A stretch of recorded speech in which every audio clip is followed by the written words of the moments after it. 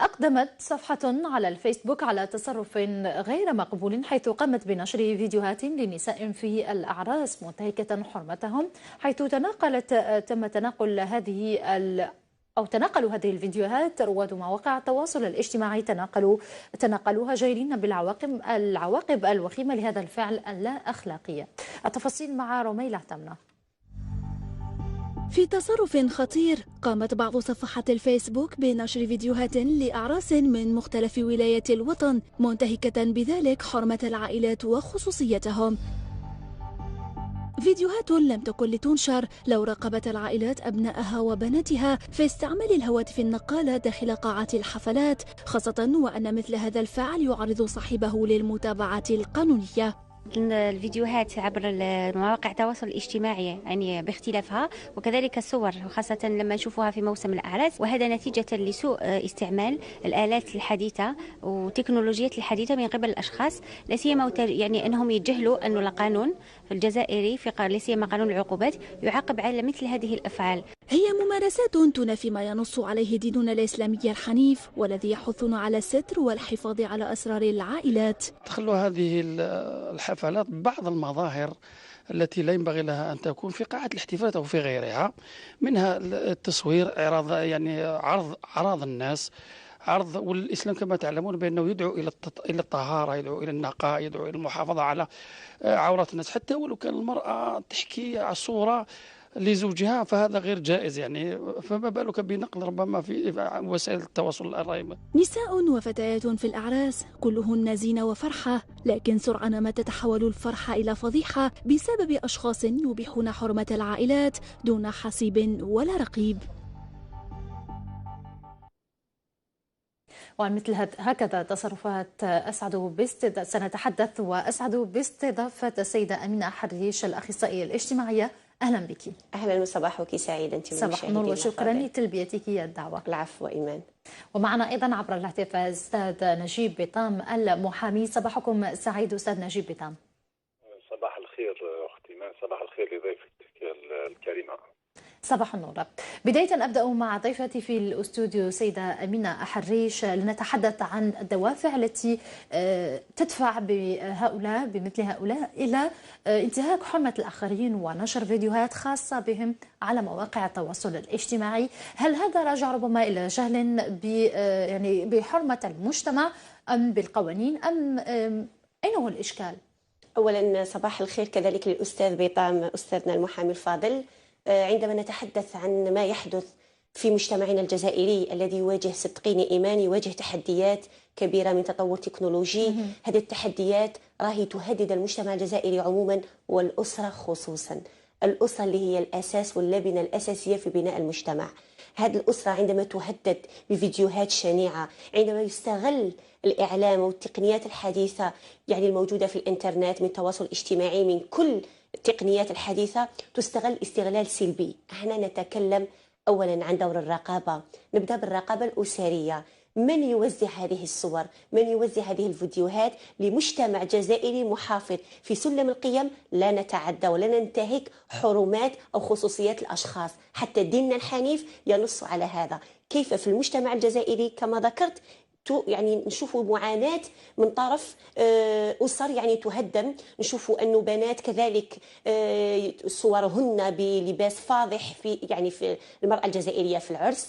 معروف عليها أنها تحب أن تكون جميلة، تحب أن تكون يعني سعيدة، تفرح مع صديقاتها مع أقاربها. بالمقابل هذا الفرح هذا يتحول إلى معاناة ويتحول إلى ألم نفسي، وممكن أنه يتحول حتى إلى مشكلة أسرية واجتماعية. أين هذه الفتاة؟ تنشر صورها، إذن ستصبح فتاة أولا فضيحة أمام الملأ، كذلك تتعرض إلى عقاب من طرف الأسر.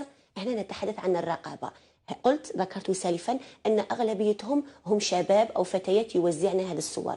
دور الأسرة، يعني الفتاة التي تنشر هذه الصورة والتي تصور فتيات أو صديقات أو قريناتها في العرس. حتى لا أعتقد أنها ربما توافق أنه يتم نشر فيديوهاتها أو صورها على مواقع التواصل الاجتماعي.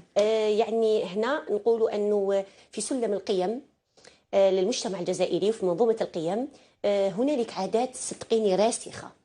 يعني عموما لا توجد فتاة تقبل أن صورها تنشر عموما إلا الحالات الشاذة، لأن هنالك فروق نفسية بين الأفراد. هنالك كذلك تنشئة وبيئة معينة. الفتاة التي تنشأ في بيئة يعني لا يبالي الأولياء بأنها ممكن أنها تكون في لباس أو هندام محتشم، أو أن صورها الغير لائقة، يعني ما ياخذوهاش هذه حالات شاذة، لأننا نحن ودائما نذكر احنا مجتمع جزائري محافظ. لكن عموما الفتيات لا يقبلن هذاك الفرح، هذاك خاصة قلت الفروق النفسية. هنالك فتيات بحكم أنها تفرح تكون فتاة تلقائية جدا، تأخذ صور بشكل رهيب، السيلفي يعني في مواضع لا تليق، تصور صور ما تليقش.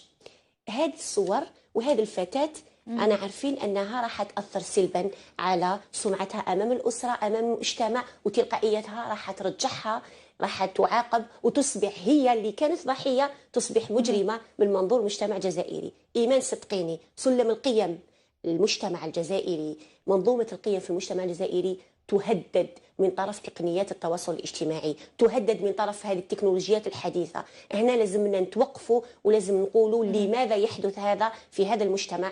نعم. المجتمع الجزائري. سنعود إلى هذه النقطة بالذات. سيدة أمينة حريش عفوا.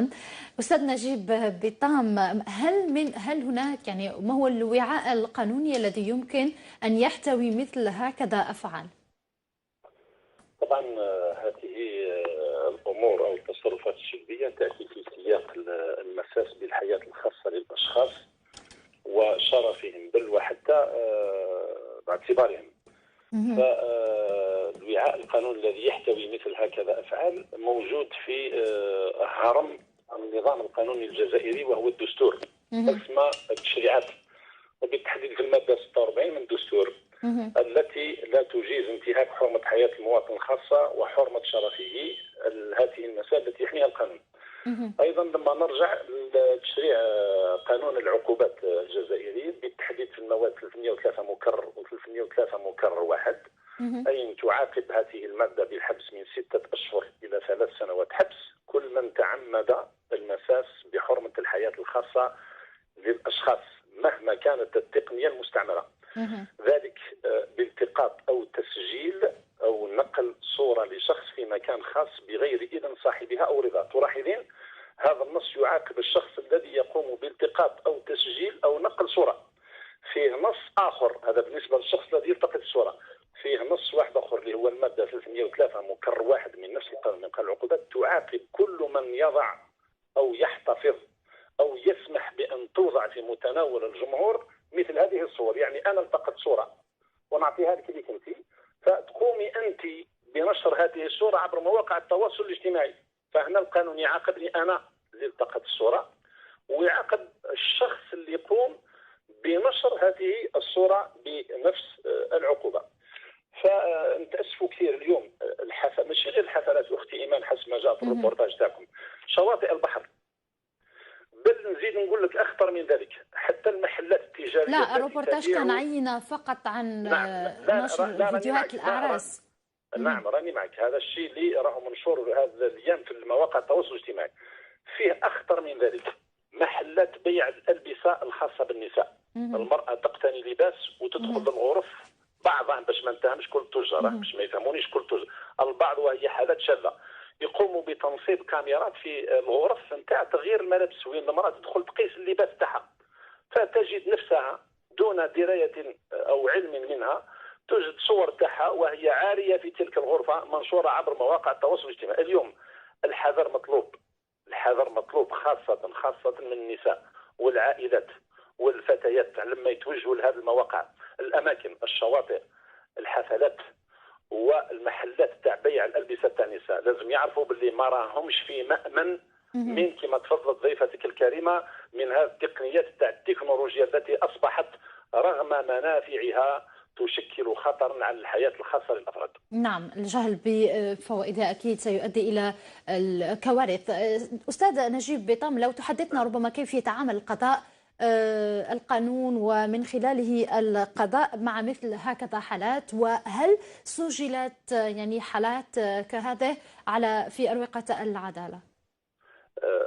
سؤال كذا مهم جدا. نعم، احنا في العدالة عندنا كثير من القضايا كما هذه، كاين قضايا كما هذه مطروحة ولكن عندها طابع نتاع مثلا الفتاة تكون في علاقة مع شخص مثلا يقوم بخطبتها ويأخذان صورا في أماكن خاصة مثلا، أو صور في مطعم أو في ملهى وكذا، ثم قد لا تصلح، لا تتم إجراءات الزواج، فيقوم ذلك الشاب أو تلك واحد منهم ينتقم من الآخر بنشر تلك الصور. هذه الصور اللي عندك، هذه الحالات اللي عندنا كثير منتشرة، المساس بالحياة الخاصة من خلال النشر ووضع في متناول الجمهور مثل هذه الفيديوهات وهذه الصور. حبيت نقول لك فقط، يعني صدقيني بكل صراحة، القضاء لا يتسامح في مثل هكذا حالات، لأنه القاضي ولا النيابة العامة ولا المحامي ولا كل الناس يعتبروا أنفسهم هما عرضة لمثل هذه الحالات. يعني كل واحد يتصور نفسه قد يكون ضحية لمثل هكذا أفعال سلبية، وبالتالي القضاء يتعامل بصرامة مع هكذا الحالات وتقريبا يأخذ أقصى العقوبات. نعم، شكرا جزيلا لكم أستاذ نجيب بيطام على هذه المداخلة، وأسعد بالترحيب أيضا بالأستاذ العيد زغلامي أستاذ الإعلام والاتصال. أهلا بكم أستاذ العيد زغلامي. صباح الخير إليك الأخت إيمان، وإلى ضيوفك وإلى بطبيعة الحال مشاهدي قناة النهار. صباح النور. في موضوعنا اليوم كنا نتحدث عن انتهاك خصوصيات الآخرين الأفراد في عبر مواقع التواصل الاجتماعي. يعني هناك يعني نلاحظوا ليس فقط احنا قمنا بإعداد روبورتاج حول نشر مقاطع فيديو عن الأعراس في الجزائر، يعني دون احترام حرمة الآخرين وخصوصياتهم. لكن نحن نتحدث بصفة عامة انتهاك الخصوصيات، يعني المواطن يقول بأنه أو الفرد يقول بأنه يقوم بنشر يعني مشاركة الآخرين، يعني تدخل في سياق صحافة المواطن لكن عندها حدود. سيدة أمينة حريش قالت بأنه تكنولوجيا ووسائل الإعلام مواقع التواصل الاجتماعي أضحت تهدد قيم المجتمع. ما قولكم أنتم أستاذ العيد زغلامي؟ شكرا. بسم الله الرحمن الرحيم. في الحقيقة صحافة المواطنة أو ما يسمى الآن بصحافة المواطنة هو مفهوم دخيل على الصحافة التقليدية أو الصحافة المهنية، وهي مبادرات أو هي يعني ممارسات من طرف ناس مواطنين ليست لديهم طبيعة الحال القدرة والكفاءة والمهنية والجانب العلمي لمبادئ العمل الصحفي، فهم بين عشية وضحاها يتحولون إلى صحفيين، وهذا بطبيعة الحال عمل فيه نوع من الجرأة ونوع من ربما كذلك انتحال شخصية، لأن الممارسة الصحفية أي صحفي هو لابد أن يمتثل أولا إلى القيم وإلى المبادئ الصحفية والى طبيعه الحال المهنيه اللي تتطلب منا هو التدقيق في المعلومه، تتطلب منا هو التوازن، الموضوعيه، الاحترافيه، هذه كلها امور اساسيه. وربما التكنولوجيا هي سهلت هذه الممارسه، ولكن على حساب ماذا؟ هذه التكنولوجيا وطبيعه الحال كما تفضلتي وتفضل ضيوفك هي ان التكنولوجيا يعني اعطت اعطت المواطن البسيط سهولة في استعمال، ولكن على حساب ماذا؟ على حساب أبجديات العمل الصحفي اللي هو أساسه احترام حرية الآخرين، التدقيق في مصدر المعلومة، التدقيق في المعلومة، وهذا ما بطبيعة الحال أساء كثيرا إلى الصحافة أو إلى العمل الصحفي في حد ذاته، اللي هو مطلوب من العمل من الصحفيين هو أن يكونون أكثر مهنية وأكثر مصداقية وأكثر احترافية لتفادي أو لكي لا يتم انهزامهم من طرف مواطنين